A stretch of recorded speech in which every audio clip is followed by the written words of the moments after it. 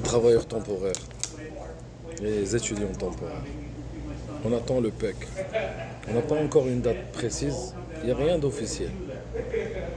Ce qui est sûr c'est qu'on attend la promesse de Madame Fréchet. Maintenant, si le PEC réouvre, il faut que vous soyez prêts, que vos dossiers soient prêts. Est-ce que vous savez quels sont les documents dont vous aurez besoin? Dans cette vidéo, je vais vous parler des documents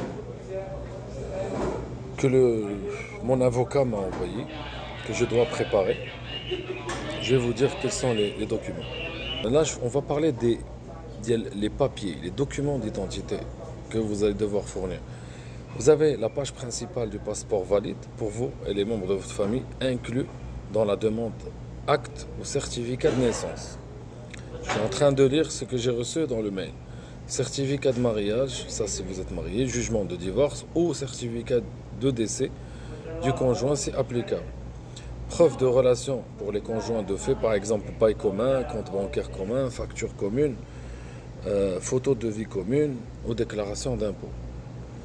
Si vous avez des enfants, sont inclus dans la demande. Donc il faut avoir les actes de naissance des enfants, documents d'adoption si applicable.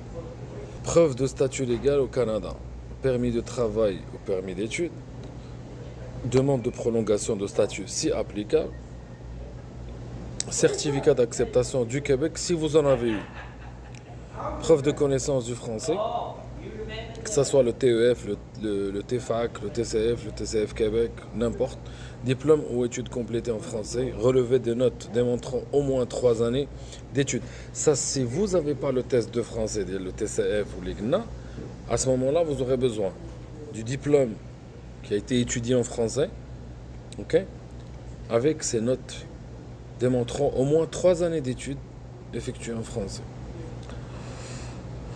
Là, c'est pour les preuves d'expérience au travail. Donc, qu'est-ce qu'on va vous demander? On va vous demander une attestation d'emploi de l'employeur indiquant le titre du poste, les postes de travail, le nombre d'heures par semaine, le salaire, les principales tâches et les coordonnées de l'employeur avec la signature de l'employeur.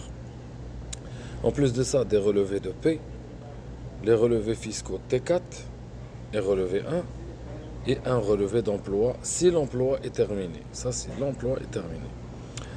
Donc, comme ce que m'écrit mon avocat, je vais vous le dire à vous aussi, nous vous remercions sincèrement pour la confiance que vous nous accordez. Partagez l'information, s'il vous plaît.